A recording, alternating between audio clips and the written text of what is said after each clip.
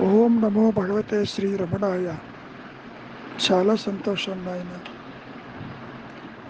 ముఖ్యంగా దేహభావన కలిగినప్పుడు నేనిది నేనది అనేటటువంటి తలపులు ఎందుకు తల ఎత్తుతాయో తెలుసా? సమదృష్టి ఆనంద స్థితియే నీవని తెలుసుకోవటానికి.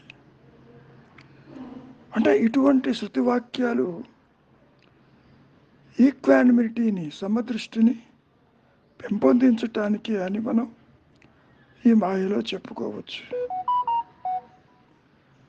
ముఖ్యంగా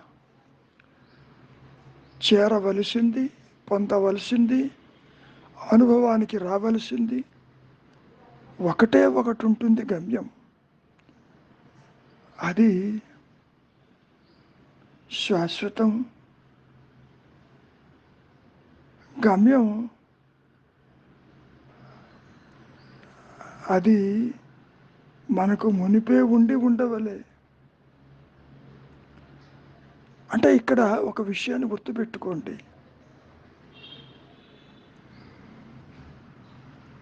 అందుకోవలసిన గమ్యం ఒకటి ఉంటే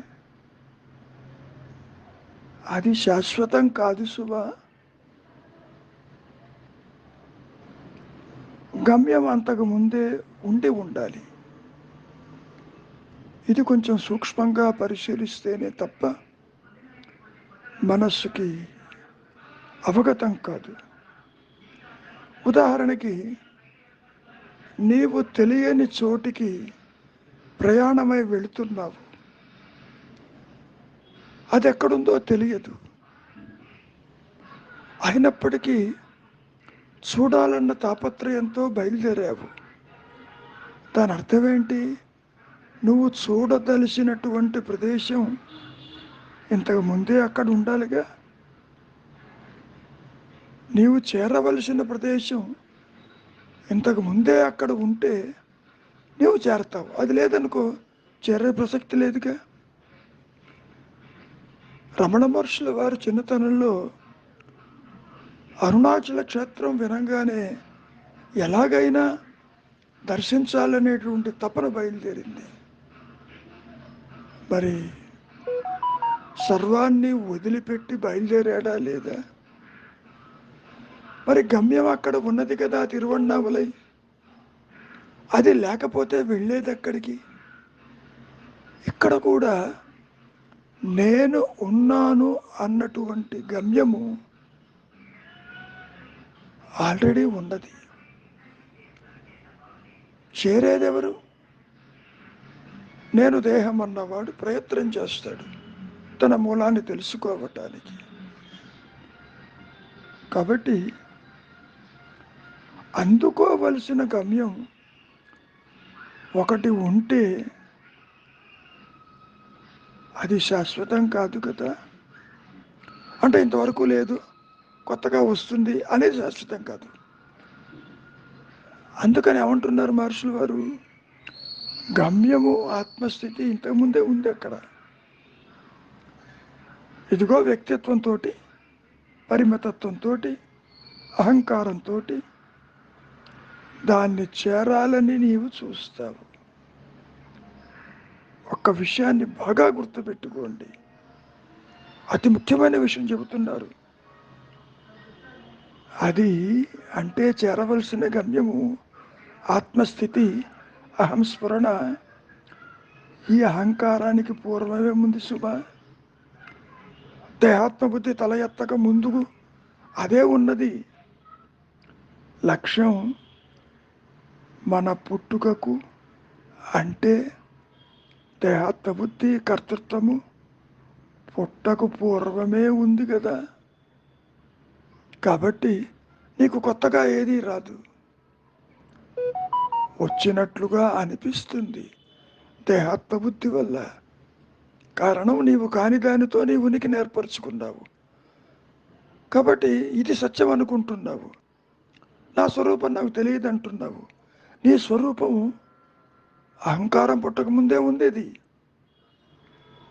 కనుక మనము ఉన్నాము కనుక అహంకారము ఉన్నట్టు తోస్తుంది. బంగారం ఉంది కనుక ఆభరణం కూడా బంగారంగా తోస్తుంది. ఎప్పుడైతే ఈ అహంకరణాన్ని ఆత్మగా భావిస్తే మనము అహంకరణమే అవుతాం కదా. మనస్సుకుంటే ఇక్కడ దేహం అంటే మనస్సే కదా. నువ్వు ఏదనుకుంటే, మనస్సులో ఏదనుకుంటే, ఏ సంకల్పం వస్తే దేహం అంటే దేహమే అనుకుందాం. ఎన్నో రకాలుగా ఎన్నో విధాలుగా కొన్ని అరలను నిర్మించి దాన్ని నడిపించేది ఎవరు? ఈ తలుపులే. నీటిపై నీడలా కదలాడుతుంది. దాన్ని ఎవరు ఆపగలరు? అది నిశ్చలమైతేనే నీవు చూచేది నీరు కాదు, వెలుగు అని నీకే తెలుస్తుంది. మరి ఇంతకీ నువ్వు చేయవలసిందేంటి? చాలా తేలికైన పని. అహంకరణాన్ని, వ్యక్తిత్వాన్ని, పరిమితత్వాన్ని, దాని వృత్తులను గమనించక దాని వెంట వెళ్ళవద్దు. దాని వెనకనున్న సత్యాన్ని, దీప్తిని, వెలుగుని, ఆధారాన్ని చూడు.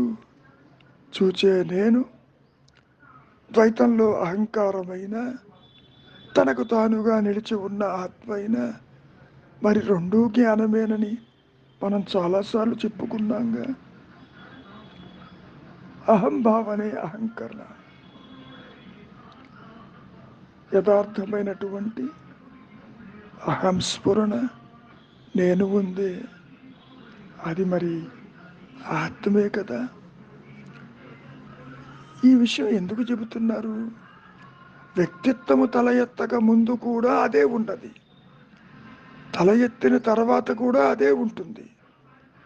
దేహము, వ్యక్తిత్వము అదృశ్యమైన తర్వాత కూడా అదే ఉంటుంది అని చెప్పటం, అంతకంటే ఏమీ లేదు. అంటే నాయన, కొత్తగా నీకేదో అనుభవం వస్తుందని అనుకుంటావు. నాకు ఇంకా ఆత్మానుభవం కావటం లేదు, నేను ఇంకా దేహాత్మబుద్ధిలోనే ఉన్నాను, నాకెప్పుడు వస్తుందో, ఎన్ని జన్మలు ఎత్తాలో అనుకుంటావు. అటువంటిది ఏదీ లేదు. ఆత్మ అనుభవం మునుపు ఉన్నదే. అదేదో కాదు సుమ, తలపులు లేని స్థితి, నీ సహజమైన స్థితి. ఒకటి గుర్తుపెట్టుకోండి బాగా, ఆత్మ అనుభవం చేష్ట కాదది. ఆత్మ అనుభవం ఇంపలేదని అనేవాడెవడూ లేడు. ఉన్నదే ఆత్మ. తన ఉనికినే సంశయించేవాడేమైనా ఎవడైనా ఉంటాడా? ఉండడు కదా. ఇక్కడ అనుభవం అనుభవం అంటున్నాం. అనుభవం అనుకుంటే అహంకారాలు రెండు ఉండాలి ఇక్కడ. అనుభవించేది, అనుభవింపబడేది. ఇప్పటికీ అనుభూతం కాని దాన్ని అనుభవించ ప్రయత్నిస్తాం అన్నమాట. అంటే దీని అర్థం ఏంటి? మనం ఉన్నామని ఒప్పుకుంటే మన ఆత్మ ఏల తెలియదు, అది స్వయం ప్రకాశము. దాని ఉనికిని అది చెబుతూ ఉన్నది. మరి నీకెందుకు తెలియటం లేదు? నీ తలపుల వల్ల. నీవు చుట్టూరా జగత్తును చూస్తున్నావు కనుక అది ఉందనుకుంటున్నావు. అది నీ ఆలోచనని నీవు గ్రహించటంలే. కాసేపు నిద్రపోతే ఏమైంది? ఆలోచన లేకపోతే నువ్వు ఆత్మగానే ఉన్నావు. జగత్తు ఏమైంది? దేహం ఏమైంది? నీ సంసారం ఏమైంది? లేదు కదా. ఇవన్నీ నీ ఆలోచనలేను అని గుర్తించి ఊరక ఉండుటే శ్రేయస్కరము. మౌనమే నీ ఉనికి.